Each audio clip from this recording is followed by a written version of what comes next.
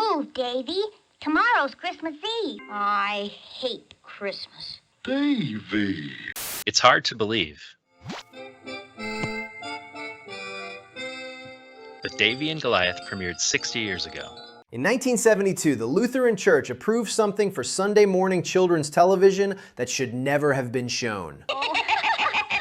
A scene so violent, so disturbing, that for 40 years, viewers who saw it couldn't convince anyone it was real. Boys, why don't you give me the Mountain Dew? Stations quietly stopped airing the episode. Streaming services labeled it lost. And the church hoped everyone would forget. They didn't. This is the story of the scene that was too violent for 1972.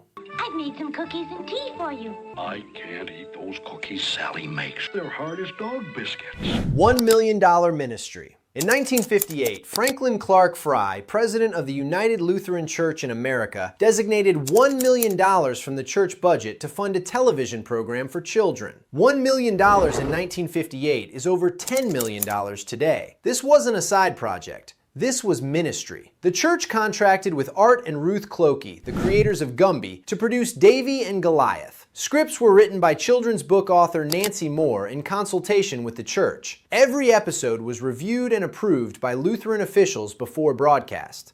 What's it like, Dad, when God cares for me?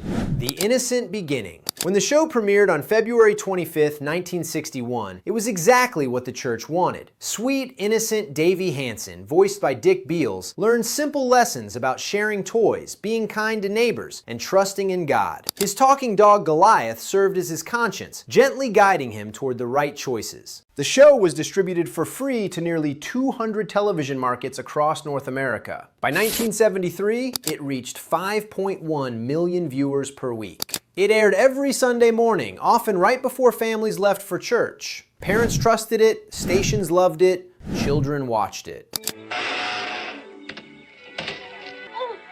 Then, everything changed.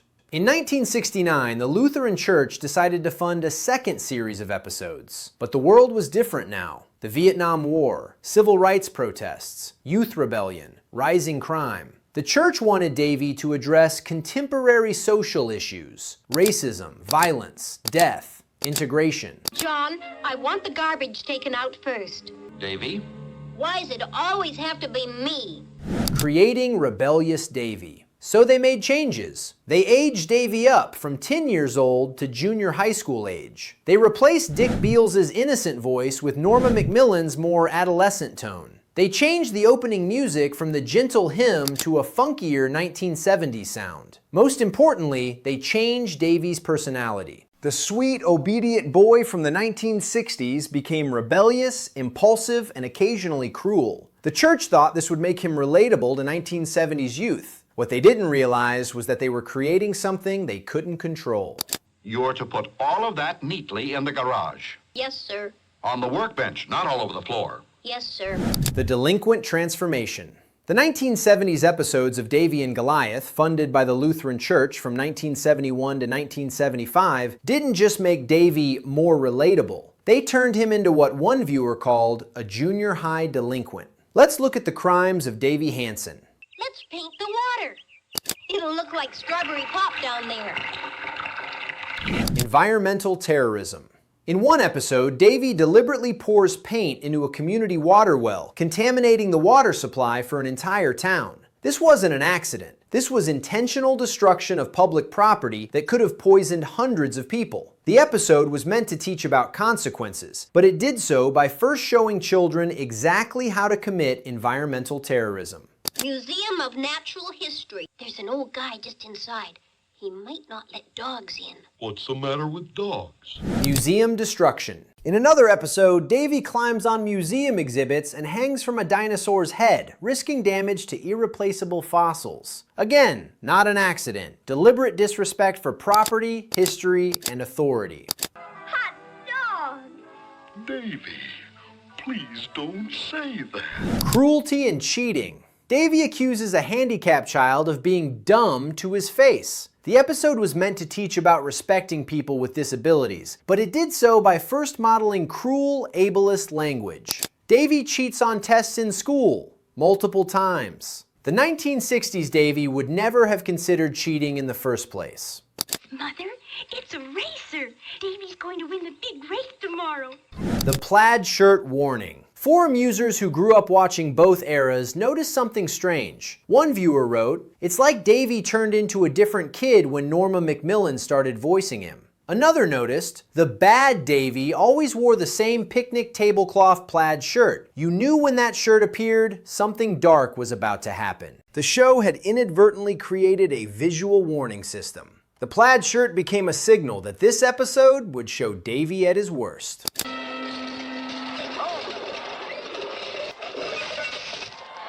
Perfectly wrong setting. But here's what made the 1970s episodes even more jarring. The animators deliberately kept all the characters locked in a 1960s aesthetic. The production team refused to give Davey the longer hair that was fashionable for men in the 1970s. They refused to give Jonathan, the African-American character, an afro. The sets stayed ultra clean and hyper middle class. Multiple viewers have described the show's world as slightly bizarre, comparing it to the Stepford Wives, that perfect suburban world where something feels fundamentally wrong beneath the surface. Let's go ask Pastor Miller if he wants us to do anything around the church. Okay. But episode 58. So you had characters who looked like they stepped out of 1962, acting like rebellious 1970s teenagers, committing crimes in a world that looked too perfect to allow crime. The Lutheran Church thought they were being careful, keeping the show visually wholesome while addressing darker themes. Instead, they created cognitive dissonance. But none of these crimes, not the paint, not the museum, not the cheating, compared to what happened in episode 58. Because in episode 58, Davey didn't just commit crimes, he fantasized about murder. Before we reveal what children saw, we need to understand how the show was made, because the technical details explain how something so dark could slip through. The voice changed everything. In the 1960s, Davey was voiced by Dick Beals, an adult actor who specialized in playing children. His voice was high, innocent, genuinely childlike. When Dick Beals said, "Gee, Dad, I'm sorry," you believed him. In the 1970s, Norma McMillan took over. McMillan had voiced characters in Gumby and other Clokey productions. Her Davey sounded older, more adolescent, capable of darker emotions. One viewer described it perfectly. This Davey had a totally different personality from the Davey portrayed in the 1960s. The voice change signaled to viewers, consciously or not, that this was a different Davey, one capable of different things. We can leave this stuff right here. Yuck. We better clean up that smelly old garbage. Later. Your dad said... Later. The Writer's Innocence. Scripts for Davey and Goliath were written by Nancy Moore, a children's book author. But here's the crucial detail. Nancy Moore wrote in consultation with the church, meaning every script was reviewed and approved by Lutheran officials before production. Nancy Moore wrote wholesome stories. She went on to pen episodes of CBS Radio Mystery Theater in the 1970s and 1980s. Mystery dramas for adults, yes, but never anything graphically violent. Script becomes animation. In radio, you describe a scene and the audience imagines it. You say, "He imagined his revenge," and each listener's mind fills in the blanks. You never have to show it. But in stop-motion animation, someone has to make every choice. Someone has to decide how to show a fantasy sequence, frame by frame, 24 frames per second. Nancy Moore probably wrote something simple. Davey imagines confronting the boy who wronged him. Or perhaps, Davey fantasizes about revenge before choosing forgiveness. Then the animators had to visualize it. Go back. Oh, look at the bird on his helmet. The evil eyebrows. According to viewer testimony, the animators created a visual cue for when Davey was having bad thoughts. They gave him evil, pointy eyebrows. This was meant to signal to children that this was fantasy Davey, not real Davey. But the eyebrows didn't make the content less disturbing. If anything, they made it more memorable. Decades later, viewers still remember those evil eyebrows. What came next? Because what came next wasn't a brief moment of anger. It was a sustained, detailed murder fantasy that aired on Sunday morning television. What a shame. I can't believe it. What kind of an idiot would do a thing like this? He sure was an idiot. Davey gets blamed. When Davey's father discovers the vandalism, he assumes Davey did it. Davey swears he's innocent, but his father doesn't believe him. Davey is grounded, punished for something he didn't do. And then Davey starts fantasizing about revenge. What children saw. What happened next shocked viewers so deeply that 40 years later, they're still trying to convince people it was real. Let's look at what the Lutheran Church approved for Sunday morning children's television. Open the door, Sally. The wet cement drowning. The camera shows fresh cement being poured. Davey appears with exaggerated, evil, pointy eyebrows, the visual cue that this is bad Davey. He sees the nameless boy standing near the cement. In the fantasy, Davey walks up behind the boy, grabs his head with both hands, and forces his face down into the wet concrete. The boy's legs kick frantically. His arms flail, trying to push himself up. The cement bubbles around his face as he tries to breathe. And Davey keeps pushing. I'm out of ammunition. Let's get more. The scene holds. The scene holds for several seconds, long enough for children watching to understand exactly what they're seeing. This isn't a quick shove. This is sustained, deliberate murder. One viewer who saw the episode as a child wrote in 2019, "After 40 plus years, I got upset again thinking about it. It really affected me that badly." 3 more murder fantasies. But the wet cement wasn't the only murder fantasy. In a second sequence, Davey imagines the boy standing at the edge of a cliff. Davey walks up behind him and prepares to push him off the mountain. At the last second, Davey changes his mind. Not because murder is wrong, but because it's too easy. The implication being that Davey wants the boy to suffer more. Abandoned to die. In a third fantasy, Davey imagines tying the boy to a tree in the woods and just leaving him there, to starve, to be eaten by animals. The fate is left ambiguous, which somehow makes it worse. Goliath, are you sure there aren't any other doors? No, Davy. I looked while you were working those dials. The censored fantasy. In the original broadcast version and early VHS releases, there was a fourth fantasy sequence. Davey imagined covering the boy in molasses and then dumping feathers on him, a form of public humiliation and torture dating back to colonial America. According to IMDb's episode notes, this scene was so disturbing that recent home media and streaming releases omit the scene. Gone, erased, as if it never existed. But the other 3 fantasies remain. You want some more lessons today, Jake? The forgiveness lesson. After showing 4 different murder and torture fantasies in graphic detail, the episode ends with Pastor Miller teaching Davey about forgiveness. Specifically, the biblical parable of forgiving 70 times 7. The lesson? It's acceptable to fantasize about murdering someone who wronged you in 4 different ways, as long as you eventually choose forgiveness. Viewers still traumatized. Another viewer wrote, "Wow, that seems incredibly violent for any kids programming, let alone one produced by a church organization." The Lutheran Church had funded a tutorial in creative murder disguised as a lesson in forgiveness. And for decades, people who saw it as children couldn't convince anyone it was real.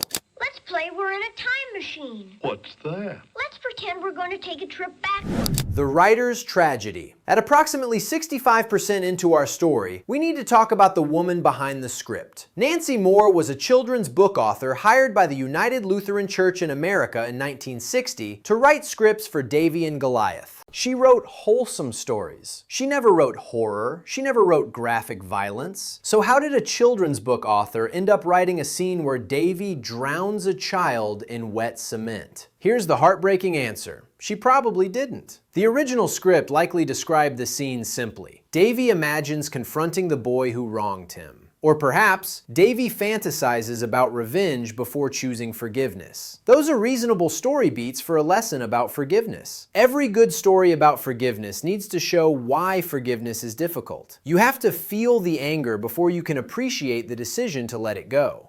That's the circus we went to. Oh boy, remember? Frame by frame choices. But then the animators had to visualize it. They had to create the fantasy sequence frame by frame. 24 frames per second, making a deliberate choice about what revenge would look like on screen. Someone, we don't know who, decided that Davey's revenge fantasy should show the boy's face being pushed into wet cement. Someone decided the boy's legs should flail. Someone decided the cement should bubble. Someone decided to hold the shot for several seconds instead of cutting away quickly. The radio difference. Nancy Moore worked in radio after Davey and Goliath. In radio, you say, he imagined his revenge, and each listener's mind fills in the blanks. You never have to show it. You never have to make those choices for the audience. But in stop-motion animation, every frame is a choice. Every second is a decision.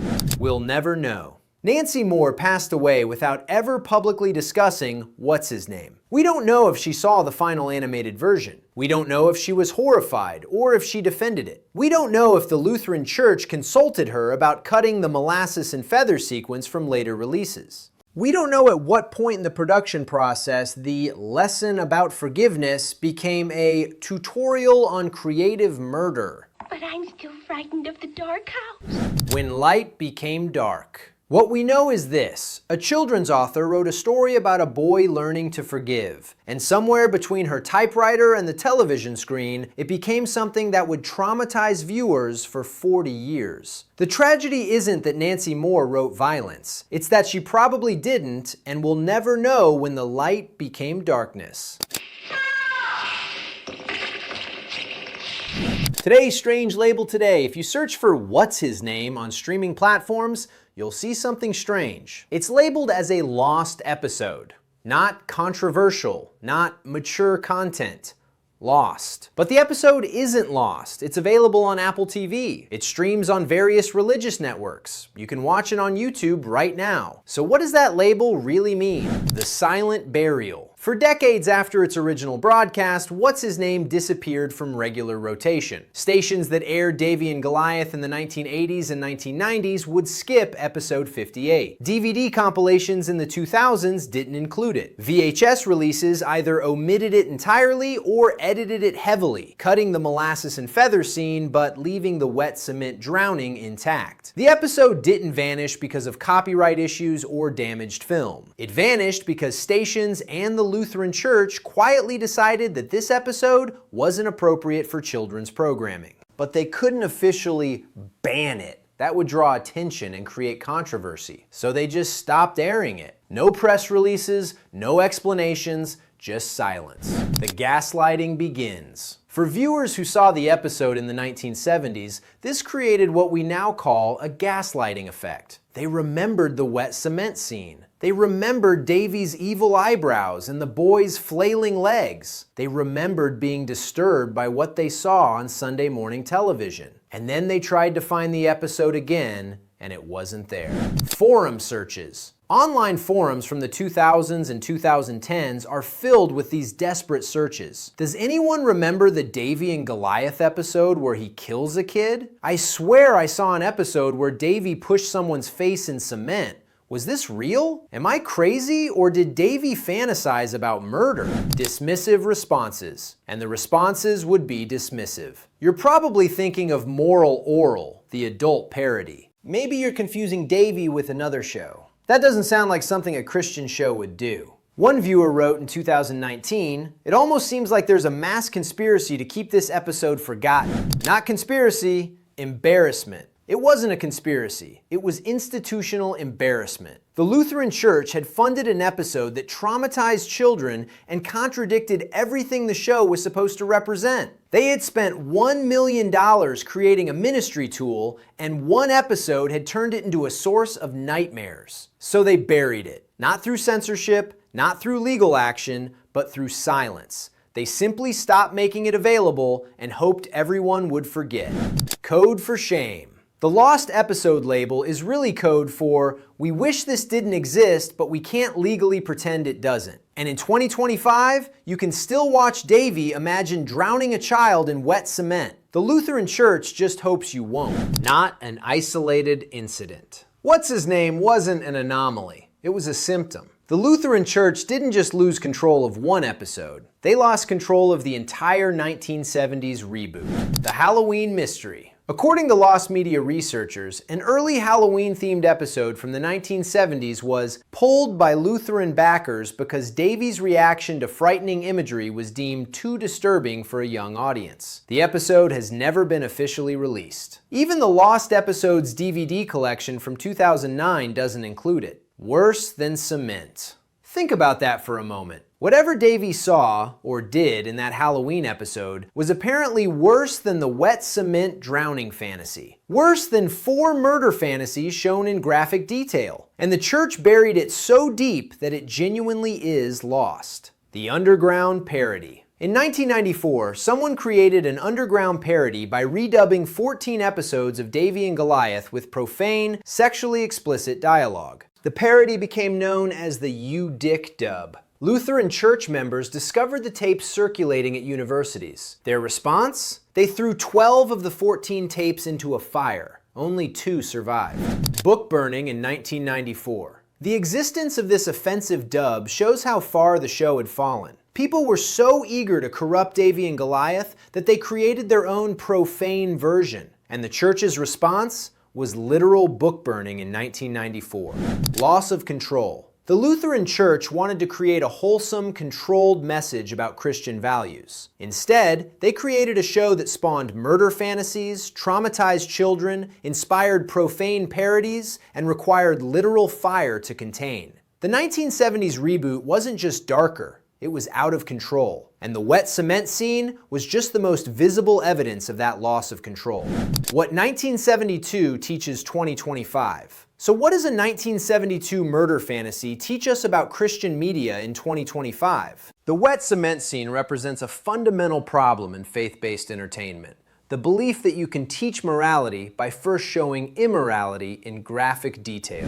The pedagogical problem. The Lutheran Church's logic was sound on paper. To teach forgiveness, first show why forgiveness is difficult. To teach turning the other cheek, first show the desire for revenge. To make the moral lesson meaningful, make the temptation visceral and real. But there's a line between showing temptation and providing a tutorial. And what's-his-name crossed that line. Modern shows learned. Today's Christian children's media has learned from Davey and Goliath's mistake. VeggieTales shows villains but keeps them comical. Adventures in Odyssey addresses serious issues like death and divorce, but never graphically depicts violence. The Chosen shows Jesus confronting evil but never lingers on the darkness. These shows understand something the 1970s Lutheran Church didn't. Children don't need to see detailed violence to understand that violence is wrong. They don't need a tutorial on how to drown someone to learn about forgiveness.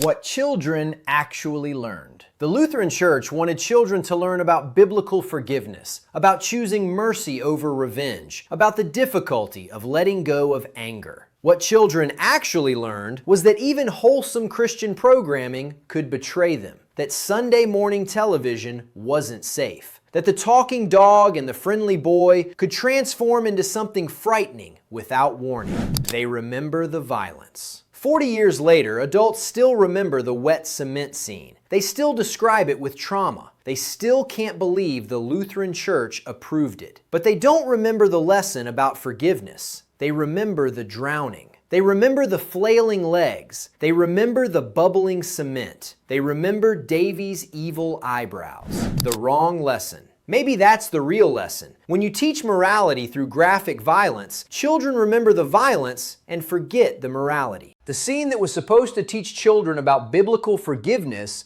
instead taught them that even church-approved media could traumatize them. And maybe that's why the episode had to become lost. Not because it failed to teach its lesson, but because it succeeded in teaching the wrong one. You're not alone. If this story disturbed you, you're not alone. If you learned something dark today about a show you thought was wholesome, help us shine a light on hidden histories by clicking like and subscribing so you never miss a story about the darkness lurking in children's programming. You weren't crazy if you remember seeing What's His Name as a child, or if you were one of the people gaslit on forums for years when you tried to find it, please let us know in the comments. Your experience matters. You weren't crazy. It was real. What should we investigate? Which other wholesome shows have disturbing episodes we should investigate? Mr. Rogers and the assassination episode? Sesame Street's banned segments? The electric company's nightmare fuel? Let us know what we should cover next. Final sign-off. May your cement stay wet, your fantasies stay fictional, and your Sunday mornings stay safe.